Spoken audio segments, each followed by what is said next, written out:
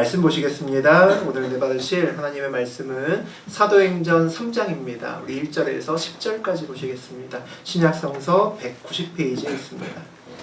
제가 먼저 1절 봉독하겠습니다.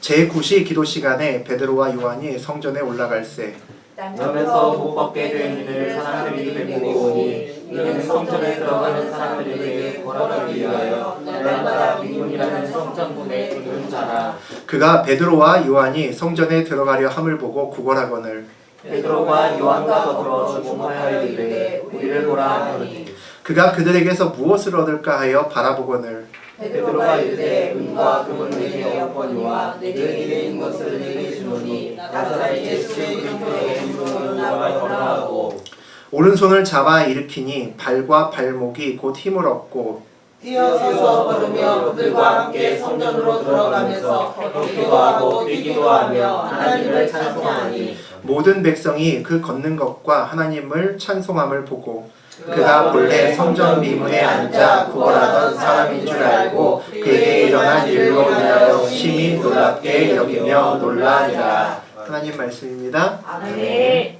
사도행전 3장 1절에서 10절까지 보셨습니다. 우리 그 내용을 중심으로 구하는 것과 주시는 것, 구하는 것과 주시는 것이라는 제목으로 함께 은혜 나누겠습니다.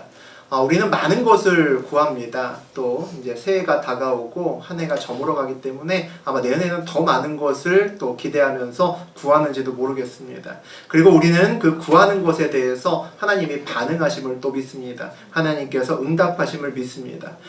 우리가 보통 구할 때 많은 경우에 그 답과 함께 구하는 경우가 상당히 많습니다. 여러분이 이제 신년을 맞이해서 아마 기도 카드도 쓰시고 또 봉투에다가 헌금 봉투에다가 또 소원의 기도 제목도 쓰실 텐데 그 기도 제목을 읽다 보면 어떻게 해주세요 아주 구체적으로 써 있는 경우가 굉장히 많습니다. 그런데 많은 경우에 살다 보면 저도 느끼고 여러분도 느끼지만 내가 구하는 것과 다른 답이 올 때가 생각보다 많습니다. 그럴 때 우리는 굉장히 당황스럽게 느껴집니다. 세상에서도 마찬가지죠. 보통 회사에 다니면서 나의 연봉이나 자리나 또는 그 밖에서 여러 가지 조건들을 가지고 회사를 비롯한 여러 가지 공동체에서 나의 소리를 높일 때가 있습니다. 어떻게 보통 그 결과가 이루어지나요? 내가 원하는 것보다 항상 보통 적게 됩니다. 내가 이만큼 연봉을 올려달라 그러면 그거에 한 절반 정도 올려주면 다행이라는 거죠. 잘 되지 않습니다. 가끔은 그래도 내가 예측한 범위 내에 있기도 하지만 때로는 내가 예측한 것과 전혀 생뚱맞은 정말 엉뚱한 결과가 나에게 올 때도 있습니다. 사람에게도 우리가 무언가를 구할 때 내 예측대로 되지 않는 경우가 종종 있어서 크게 당황하게 되는데 하나님께 구할 때는 더하지 않을까 싶습니다. 오늘은 초대교회에서 대표적인 치유의 사건이 일어나는 이야기를 우리 함께 나눌 겁니다. 우리 그 내용 보면서 우리가 구하고 또 하나님이 주시는 것에 대한 이야기를 좀 나누어 보겠습니다. 우리 1절 같이 한번 보겠습니다. 제9시 기도 시간에 베드로와 요한이 성전에 올라갈새. 신약에 나오는 시간에는 더하기 6을 하시면 됩니다. 우리 여러 번 했죠. 더하기 6을 하시면 오늘 시간이 됩니다. 그러니까 9시니까 더하기 6을 하게 되면 몇입니까? 오후 3시가 되겠죠. 오후 3시가 제9시라고 보시면 됩니다. 오후 3시에 베드로와 요한이 성전에 올라갔다라고 되어 있습니다. 베드로와 요한을 포함한 당시 그리스도인 그리고 초대교인들은 유대인들과 동일한 회당에 가서 예배를 드리고 함께 말씀을 나누었습니다. 동일한 하나님의 말씀이기 때문에 또 성전에 가는 이유도 있었지만 그들에게 가서 그들이 아직 알지 못하는 새로운 복음이죠. 예수 그리스도를 전하기 위해서 그곳에 갔습니다. 그리스도를 주님이라고 메시아라고 시인하지 않는 사람들에게 그들이 알지 못하는 놀라운 복음을 전하기 위해서 회당으로 올라갔다는 거죠. 우리 2절 같이 보시겠습니다. 나면서 못 걷게 된 이를 사람들이 메고 오니 이는 성전에 들어가는 사람들에게 구걸하기 위하여 날마다 미문이라는 성전문에 두는 자라. 오늘 주인공이 한 명 등장합니다. 뭐라고 설명하냐면 나면서 못 걷게 된 이라고 설명합니다. 선천적으로 장애가 있다는 거죠. 선천적으로 날 때부터 안진뱅이라는 겁니다. 걸을 수가 없다라는 거죠. 그런 사람의 다리에는 뼈는 있지만 신경이 근육의 신호를 제대로 전달하지 못하기 때문에 근육이 거의 퇴화되어 있습니다. 거의 뼈하고 근육은 잘 만져지지 않을 정도라고 보시면 되겠죠. 정상적인 사람도 우리가 가끔 문제가 생겨서 깁스를 할 때가 있습니다. 그런데 그 깁스의 기간이 오랫동안 지속되게 되면 깁스를 풀어도 잘 걷지 못합니다. 한동안 재활훈련을 통해서 근육을 다시 살려내야 됩니다. 그러지 않으면 근육이 깁스하는 동안에 상당히 많이 퇴화되기 때문에 예전처럼 일시적으로는 걷지 못하게 되죠. 4장에서 나오는 내용을 보게 되면 이 거지의 나이가 4장에서 나옵니다. 그 나이가 40세가 넘었다라고 나옵니다. 그러니까 태어나서부터 40년 이상을 앉아서 구걸하면서 그렇게 보냈다는 거죠. 40년이란 기간은 뭐 어마어마한 기간이죠. 무슨 짓을 해도 다시는 걸을 수 없는 그런 사람을 의미를 합니다. 나면서 못 걷게 된 이를 사람들이 메고 오니라고 적혀 있습니다. 아마도 예루살렘에서 상당히 유명한 거지였던 것 같습니다. 그리고 많은 사람들이 그를 불쌍히 여겼던 것 같습니다. 그래서 그가 구걸을 하는 것을 도와주기 위해서 여러 사람이 그를 도와서 안고 메고 와서 성전 문에 앉혀주는 것을 볼 수가 있습니다. 이 나면서 걷지 못하는 이는 오늘도 성전에 예배 시간에 맞추어서 9시에 성전 문에 앉아 있습니다.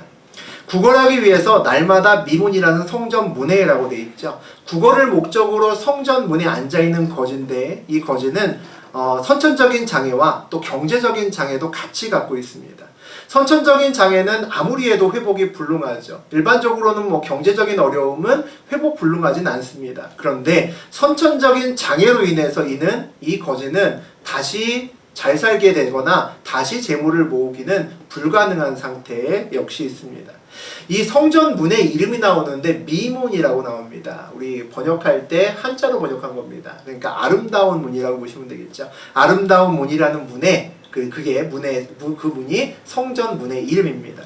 성경 외에 다른 그 기록을 보면 요세푸스라고 하는 곳의 기록을 보면 이 문의 높이가 무려 23m에 달했다라는 기록이 있습니다. 그러니까 어마어마하게 큰 문이죠. 그리고 그 문을 금과 은과 황동과 같은 것으로 그 문을 장식을 했다라고 되어 있습니다. 그러니까 크기도 크지만 엄청나게 화려하고 멋진 문이라고 보시면 됩니다.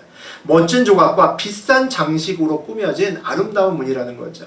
그 아름다운 문에 앉아있는 꼬질꼬질한 장애인 거지가 앉아있습니다. 미문과 이 거지는 안 어울리죠. 완전히 미스매치된 장면이 우리 눈에 그려집니다. 거지는 마치 절대로 앉아있지 말아야 될 곳에 앉아있는 거 아닌가라는 느낌까지 들 수 있습니다.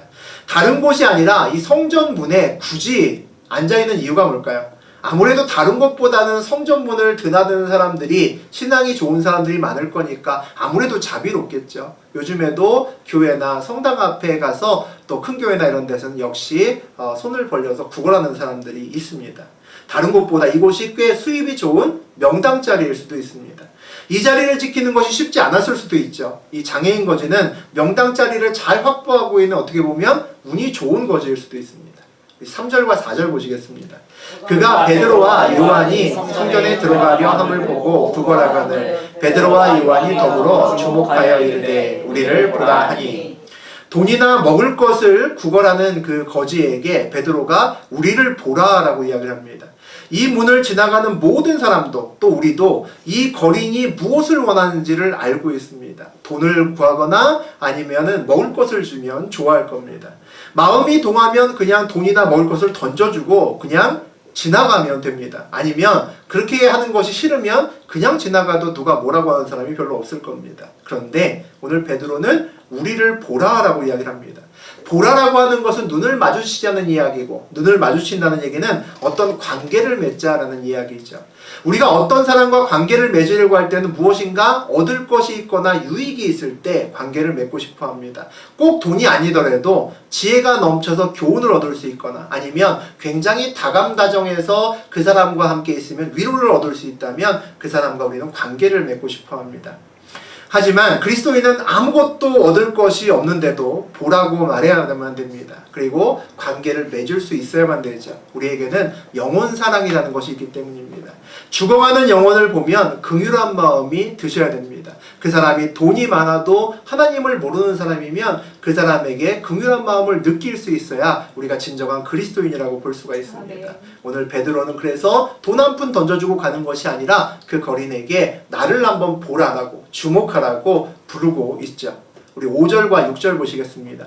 그가 그들에게서 무엇을 얻을까 하여 바라보거늘 베드로가 이르되 은과 금은 내게 없거니와 내게 있는 이것을 내게 주노니 나사렛 예수 그리스도의 이름으로 일어나 걸으라 하고. 그냥 지나가다가 돈이나 던져주고 가면 그만일 것을 왜 쳐다보라고 할까? 거린이 그런 생각이 들었겠죠. 그리고 아마 쳐다봤을 겁니다. 그랬더니 은과 금은 내게 없거니와 내게 있는 이것을 내게 주노니 나사렛 예수 그리스도의 이름으로 일어나 걸으라. 이렇게 얘기를 하는 겁니다. 아마도 처음에 은과 금이 없다고 하는 말을 들었을 때 거지 얼굴이 일그러졌겠죠. 돈도 없으면서 왜 쳐다보래? 이런 생각이 당연히 들었을 겁니다. 그런데 이어지는 놀라운 말이 나사렛 예수 그리스도의 이름으로 일어나 걸으라 라고 이야기를 합니다. 여러분이 거지라면 무슨 생각이 들까요? 자다가 무슨 봉창 두드린 소리도 아니고 40년 동안 앉아있는 나에게 뭘 걸으라고 할까? 이런 생각이 들었겠죠. 얘네들이 아직 내가 이 동네에서 아주 유명한 거지인 걸 모르는구나 라는 생각도 할 수 있었을 겁니다. 나사렛 예수 그리스도 이름으로 일어나 걸으라 라고 합니다. 베드로는 날 때부터 걷지 못하는 자에게 걸으라고 명령합니다. 걸어보세요가 아니라 걸으라라고 명령한다는 거죠. 예수의 이름에는 놀라운 힘이 있기 때문입니다. 우리가 우리 앞에 풀 수 없는 많은 문제들에 대해서 우리도 믿음으로 예수 이름으로 선포하는 저하고 여러분이 되셔야 됩니다. 우리는 보통 적당한 남의 도움이 있으면 이거 잘 넘어갈 수 있겠는데 하는 문제에 대해서는 오히려 하나님께 더 열심히 기도하고 간절하게 매달립니다. 하나님, 우리 아들 요번에 몇 점만 올라가면 얘가 원하는 대학에 갈 수 있으니 그 점수 좀 올려달라고 그렇게 기도를 하기도 합니다. 또 취직이나 승진과 같은 경우는 하나님이 조금만 도와주시면 될 것 같은 거죠. 그런데 우리가 전혀 풀 수 없는 문제 앞에서는 예수의 이름으로 강력하게 선포하고 잘 기도하지 않습니다. 내 힘으로 풀 수 없는 문제, 내 힘으로 나을 수 없는 큰 질병 앞에서는 마음속에 기도한다고 될까? 내가 할 수 있을까? 안 되는 거 아닐까라는 생각이 듭니다. 기도는 물론 하지만 생각보다 간절한 기도가 나오지 않습니다. 그만큼 예수님을 온전히 믿지 못한다는 거죠. 내가 해결할 수 없는 문제 앞에서 예수의 이름을 강하게 또 간절하게 선포한다는 것은 우리의 믿음을 삶에서 구체적으로 고백한다는 겁니다. 잊지 말아야 될 것은 우리의 모든 문제와 상황은 우리의 믿음과 연결되어 있다는 거죠. 그걸 절대로 잊으면 안 됩니다. 그리스도인은 모든 상황 앞에서 그래서 먼저 믿음으로 반응할 수 있어야 됩니다. 믿음으로 반응할 수 있는 사람이 그리스도인인 거죠. 믿음으로 반응해야 깜깜한 곳에서도 방향이 보이기 시작합니다. 믿음으로 반응해야 엉켰던 실타래가 비로소 풀리기 시작합니다. 그것이 우리가 어떤 문제 앞에서든지 처음에 믿음으로 반응해야 되는 이유입니다. 우리가 인생에서 느껴지는 또 한 가지가 우리가 구하는 것과 예수님께서 주시는 것이 항상 차이가 있다는 겁니다. 거지는 오늘 돈이나 먹을 것을 구했습니다. 하나님은 거지에게 오늘 생각지도 못했던 근본적인 해결, 걷는 것을 주시려고 합니다. 우리가 돈을 달라고 하면 다음날 우리는 돈을 주시기를 기도해야지만 하나님은 보통 돈을 벌 수 있는 기회를 주시는 경우가 훨씬 더 많습니다. 우리가 두려움을 이기는 하나님, 우리 두려움을 이길 수 있도록 용기를 좀 주세요 라고 기도하면 다음날 두려움이 온데간도 없이 사라지고 용기가 샘솟기를 기대할 수 있지만 하나님은 보통 우리가 용기를 내어서 결단할 수 있는 그런 기회를 주십니다. 우리는 보통 그런데 그것을 고난이라고 부를 수도 있습니다. 우리가 원하는 것을 바로 주시지 않고 고난이라는 것에 포장된 특별한 상황으로 우리를 몰아가시고 허락하신다는 거죠. 눈앞에 보이는 상황을 바로 해결하는 것이 아니라 근본적인 믿음이라는 해결책을 우리에게 주시기를 원하기 때문이십니다. 우리의 모든 문제는 믿음하고 연결되어 있기 때문이죠. 우리가 고난이라고 부르는 대부분의 것들은 우리에게 믿음으로 결단할 수밖에 없는 어떤 특별한 상황입니다. 그런 것들을 보통 많이 우리에게 주시죠. 그 고난의 환경은 어쩔 수 없이 우리가 믿음으로 결단할 수밖에 없는 그런 상황으로 계속 우리를 몰아갑니다. 그리고 그 고난을 믿음으로 이길 수 있음을 비로소 알게 되죠. 억지로 믿음으로 결단했는데 그 어려움이 넘어간 것을 우리가 볼 때 우리는 그것을 느끼게 됩니다. 믿음이 성장하는 만큼 우리의 인생길이 그래서 편안해집니다. 고난이 더 이상 나에게 고난이 아니게 될 수 있기 때문이죠. 우리 7절과 8절 보시겠습니다. 오른손을 잡아 일으키니 팔과 발목이 곧 힘을 얻고 뛰어서서 걸으며 그들과 함께 성전으로 들어가면서 걷기도 하고 뛰기도 하며 하나님을 찬송하니. 베드로가 안진뱅이 거지의 손을 일으켜 걷게 합니다. 마치 베드로가 예수님인 것 같은 아주 놀라운 기적이 눈앞에 펼쳐집니다. 많은 사람이 놀랐겠죠. 가장 놀랐던 사람은 아무래도 거지였겠죠. 40년을 앉아있다가 다리에 힘이 들어가서 뛰고 걸으니까 그 놀라움은 뭐 말로 표현할 수가 없었을 겁니다. 평생 남들이 서서 뛰는 것을 부러운 눈으로 쳐다봤던 그 거지가 오늘은 자신의 힘으로 난생 처음 걷고 뛰게 됩니다. 성경은 오늘 이 광경을 세밀하고 자세하게 묘사하는 것을 볼 수 있죠. 발과 발목이 곧 힘을 얻고 라고 이야기를 합니다. 걷기도 하고 뛰기도 하며 라고 설명하죠. 그냥 걷고 뛰었다가 아니라 발과 발목이 힘을 얻었다고 표현하는 것은 거지의 다리에 힘이 차츰 들어가고 있는 상황을 굉장히 자세하고 능동적으로 생동감 있게 묘사한 겁니다. 거지가 난생 처음으로 일어나서 너무 신기해서 걷다가 또 뛰다가 신기해서 또 걷다가 뛰다가를 반복했겠죠. 그와 같은 것을 성경에서 걷기도 하고 뛰기도 하며 라고 생동감 있게 우리에게 표현하고 있습니다. 그들과 함께 성전으로 들어가면서 걷기도 하고 뛰기도 하며 하나님을 찬송하니 라고 되어 있죠. 베드로는 앉은뱅이 거지를 일으켜 세우는 놀라운 기적을 행사한 후에 그와 함께 성전으로 드디어 들어갑니다. 날 때부터 걷지 못하던 자가 처음으로 걷고 뛰고 하면서 처음 한 것은 성전으로 들어가는 일을 난생 처음 한 겁니다. 그리고 그곳에서 하나님을 찬송하는 것으로부터 시작을 하죠. 거지가 앉았던 문은 미문이었습니다. 아름다운 문이었습니다. 그 조각이 아름답고 금과 은으로 장식되어 있었죠.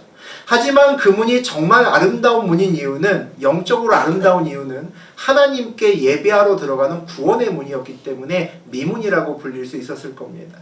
23m나 되고 거대하고 웅장한 문이었지만 날 때부터 걷지 못했던 이 거지에게는 좁디 좁은 문이었습니다. 한 번도 들어간 적이 없었기 때문입니다. 그 낮은 문턱이 구걸하는 이 거지에게는 절대로 넘을 수 없는 그런 문턱이었기 때문이죠. 오늘 그 문턱을 감격으로 걷고 뛰면서 넘어가는 것을 우리가 볼 수 있습니다. 제9시의 기도 시간은 예배가 드려지고 제사가 드려지는 시간인데, 이 오후 3시 예배는 희생제사가 드려지는 시간입니다. 희생제사는 보통 짐승으로 번제를 드립니다. 흠이 없는, 장애가 없는 제물을 보통 하나님께 드리는 제사가 희생제사입니다. 많은 구약 성경에 보게 되면 희생제사 드릴 때 절거나 흠이 없는 깨끗한 것을 드려야 된다라고 이야기를 합니다. 오늘 그 희생제사에 장애가 있는 사람이 온전하여져서 흠이 없게 돼서 성전으로 들어가는 사건이 함께 일어나고 있습니다. 육신의 치유를 통해서 영적으로 회복해야 된다는 거죠. 흠이 없는 자가 돼서 하나님께 드려진다는 것을 상징적으로 오늘 표현하고 있습니다. 육신의 치료가 영적인 온전함으로 연결돼야 된다는 것을 오늘 말해주고 있는 거죠. 오늘 사건은 정말 엄청난 사건입니다. 앉은뱅이였던 사람이 정말 걷고 뛰는 것을 언제 보겠습니까? 정말 놀라운 일이죠. 그저 하루 먹을 것의 양식이나 작은 돈이나 구걸했던 사람에게 이제는 구걸하지 않아도 되는 선물을 주셨습니다. 걷고 뛰게 만들어 주셨다는 거죠. 그런데 우리의 눈이 이 걷는 것에 멈추어 있으면 안 됩니다. 예수님은 복음서에서 놀라운 치유의 사역을 셀 수 없이 많은 사람들에게 보여주셨습니다. 맹인의 눈도 뜨게 하고 문둥병도 고치시고 걷지 못하는 자도 일으켜 세우시고 심지어는 죽은 자도 살리셨습니다. 예수님의 사역은 정말 생명을 살리는 그런 사역이셨습니다. 그런데 많은 치유의 사역에서 병을 낫게 하는 것으로 예수님의 사역이 끝나지 않았습니다. 예수님은 그거보다 더 나아가서 사역을 더 하셨다는 거죠. 내 믿음이 너를 구원하였다라고 선포하시는 경우가 굉장히 많습니다. 예수님이 정말 주고 싶었던 것은 앉은 자가 일어서는 것, 그 이상의 것이라는 거죠. 영적인 구원을 함께 주시고 싶으셨다는 겁니다. 구원을 얻는 믿음을 주기를 원하셨다는 거죠. 오늘 이 거린처럼 우리도 고난을 겪습니다. 그 고난이 날 때부터 걷지 못하는 것처럼 아무리 몸부림을 쳐도 나는 태생적으로 이길 수 없는 그런 문제가 내 안에 있을 수도 있습니다. 그러나 그 고난이 우리 앞에 있는 이유는 우리를 골탕 먹이기 위해서 하나님이 두신 것이 아니라는 겁니다. 우리에게 구원을 얻은 믿음을 주기 위해서 그 문제를 우리 앞에 놓으셨다는 거죠. 이것을 이해하면 우리가 구하는 것이 달라져야 됩니다. 눈앞에 있는 것을 구하는 것이 아니라 문제를 이길 수 있는 믿음을 우리가 허락해야 되는 거죠. 그래야 이 문제도 함께 해결되기 때문입니다. 베드로가 거지에 손을 일으키면서 은과 금이 없이 내가 이것을 너희에게 준다 할 때 이것이 무엇일까요? 이것이 예수의 이름일 겁니다. 예수의 이름을 주므로 그것으로 무엇이든지 네가 할 수 있는 믿음을 그것을 붙잡고 행해야 된다는 겁니다. 우리의 문제도 마찬가지죠. 우리가 내 앞에 있는 문제의 해결을 위해서 당연히 구해야 되지만 그것을 더 지나가서 예수의 이름을 함께 구해야 됩니다. 그것으로 우리의 문제를 해결할 수 있기 때문이죠. 오늘 베드로의 사역은 예수님의 사역과 그래서 닮았습니다. 병자를 그저 일으켜 세우는 것으로 끝나는 것이 아니라 기적 한 번 일으키로 끝나는 것이 아니라 그를 성전 안으로 이끌었기 때문입니다. 그 구걸하는 자에게 넘어갈 수 없는 그 미문이 정말 구원으로 가는 아름다운 미문이 정말 되었다는 거죠. 우리 9절과 10절 보시겠습니다. 모든 백성이 그 걷는 것과 하나님을 찬송함을 보고 그가 본래 성전 미문에 앉아 구걸하던 사람인 줄 알고 그에게 일어난 일로 인하여 심히 놀랍게 여기며 놀라니라. 성전 안에 있는 모든 사람이 그 거지를 보고 함께 놀랐다라고 되어 있습니다. 한 사람의 기적은 그 사람뿐만 아니라 모든 공동체에 영향을 미친다는 겁니다. 치유를 얻은 한 사람이 하나님을 찬송하면 그를 보고 있는 모든 사람이 살아있는 하나님을 그 사람을 통해서 본다는 겁니다. 우리도 마찬가지죠. 하나님의 은혜로 나의 문제가 해결되고 나의 질병이 해결되었다면 오늘 이 거지처럼 하나님을 찬양하고 하나님의 살아계심을 간증해야 됩니다. 우리에게 기적과 은혜를 베푸심은 그저 건강을 회복하고 재정을 회복하는 것이 목적이 아니기 때문입니다. 첫 번째는 나의 믿음을 온전하게 회복시키기 위해서, 두 번째는 내가 속한 공동체의 믿음의 회복을 위해서 그것이 일어난 것입니다. 기적을 경험한 사람이 많아지면 그래서 그 공동체의 믿음도 함께 성장해야 됩니다. 우리 교회에서도 우리 최 권사님의 놀라운 치유가 2번이나 있었습니다. 그 믿음의 성장이 최 권사님 혼자만의 믿음의 성장으로 끝나서는 안 된다는 겁니다. 우리가 믿음의 공동체 안에서 최 권사님이 바뀌고 회복되는 모습을 보면서 그 안에서 하나님의 살아계심을 함께 보실 수 있어야 됩니다. 그리고 권사님의 그 믿음을 우리도 역시 믿음으로 선포함으로, 예수의 이름으로 선포함으로 동일한 믿음을 우리가 가질 수 있어야 된다는 거죠. 이게 건강한 믿음의 공동체라고 저는 생각합니다.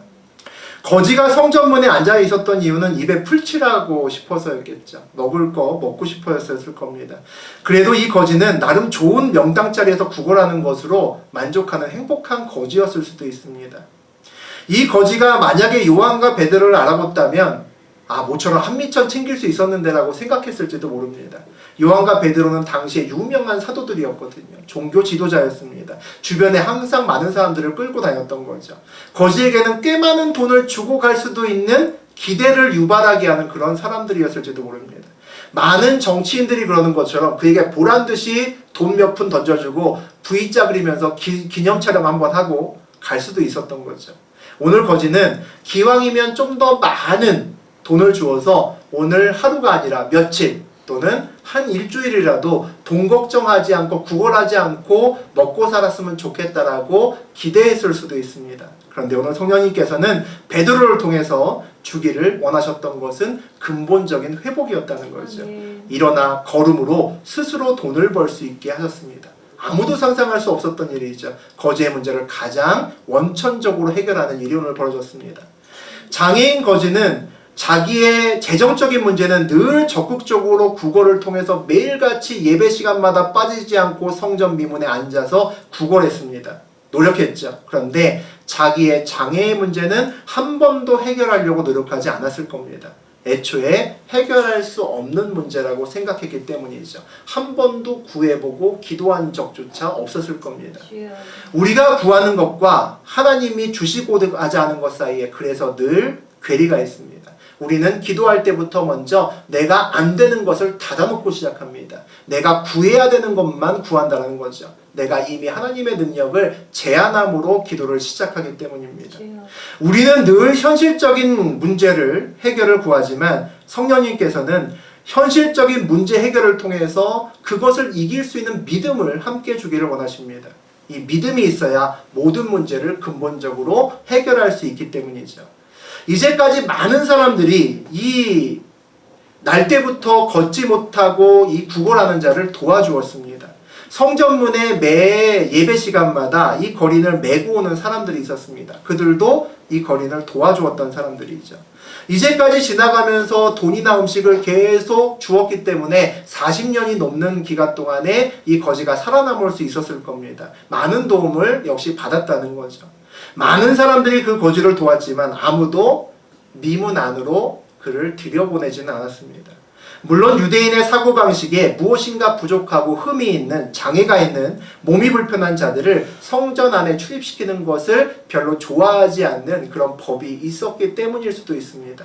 또 하나는 문 하나를 사이에 두고 성전 안과 밖이 구분됩니다. 성전 밖은 구걸할 수 있는 장소입니다. 하지만 성전 안은 구걸이 허용되지 않는 장소라는 거죠. 그래서 아무도 거지를 미문 안으로 들여보내지도 않았지만 거지가 스스로 기어서라도 들어갈 이유가 없었습니다. 매일 성전에 가장 가까운 문지방 앞에 앉아 있었지만 정작 성전은 단 한 번도 들어가지 않았을 겁니다. 무언가 거꾸로 된 거 아닌가라는 생각이 듭니다. 안진뱅이였을 때, 많이 결핍되어 있을 때, 정말 무언가 정말 필요했을 때, 그때 더 성전 안쪽으로 들어가야 됐었던 것은 아닌가라는 생각이 듭니다. 그 장애인 거지에게 정말 명당은 돈의 구걸이 잘 되는 미문의 바깥이 아니라 그 성전 안이 진정한 믿음의 명당자리일 수 있었다는 거죠.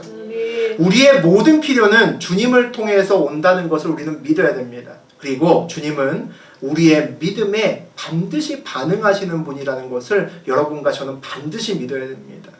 우리가 구하는 것과 주님이 주시는 것 사이에는 늘 차이가 있습니다. 그 차이를 극복해야 우리가 쓰임을 받습니다. 그 차이를 극복하는 가장 큰 것은 예수의 이름입니다. 우리가 예수의 이름으로 선포할 때 나의 안에 내가 막아놓았던 예수 그리스도의 능력의 제한이 풀리기 때문입니다. 그 차이가 좁혀질 때 여러분과 저의 삶에 기적이 일어납니다. 구하는 것과 주시는 것의 차이를 극복하는 가장 좋은 방법 중에 하나는 우리가 온전한 자리에 앉는 것으로 시작하는 겁니다. 혹시 우리 중에 성전 미문 앞까지 와서 들어가지 않고 영적으로 그 문 앞에 앉아있는 사람은 없는지 돌아보셔야 됩니다. 우리의 필요를 채우는 미문의 밖이 아니라 세상의 필요를 주께 맡기고 미문 안으로 들어오는 것으로부터 우리의 문제를 푸시기 시작해야 됩니다. 세상적인 것은 주께 맡기고 미문으로 들어오는 것을 우리는 믿음의 결단이라고 부릅니다. 미문으로 들어와서 우리가 주님의 이름, 예수의 이름을 의지하면서 기도하면 그때부터 저와 여러분의 삶에는 기적이 나타나기 시작합니다. 미문으로 들어와 우리가 믿음으로 반응하면 우리의 삶에 기적이 시작된다는 거죠. 우리가 온전히 믿음으로 반응할 때 우리는 주님께서 어떤 것을 주시든 주님이 주시는 것에 당황하지 않을 수 있습니다. 주님이 주시는 것을 우리가 판단하는 것이 아니라 이제 순종하면 된다는 것을 알기 때문입니다. 그런 믿음을 가질 때 우리는 비로소 주님을 온전히 누릴 수 있습니다. 주님께 구하는 믿음을 더 뛰어넘어서 온전히 주님을 누릴 수 있는 그런 믿음을 갖게 된다는 거죠. 그런 믿음을 가지시면 저하고 여러분의 삶에 주님이 주시는 온전한 평안이 임하실 겁니다. 2020년도에는 이런 믿음으로 세상을 이기면서 의인의 길을 걷는 저하고 여러분 되셨으면 좋겠습니다.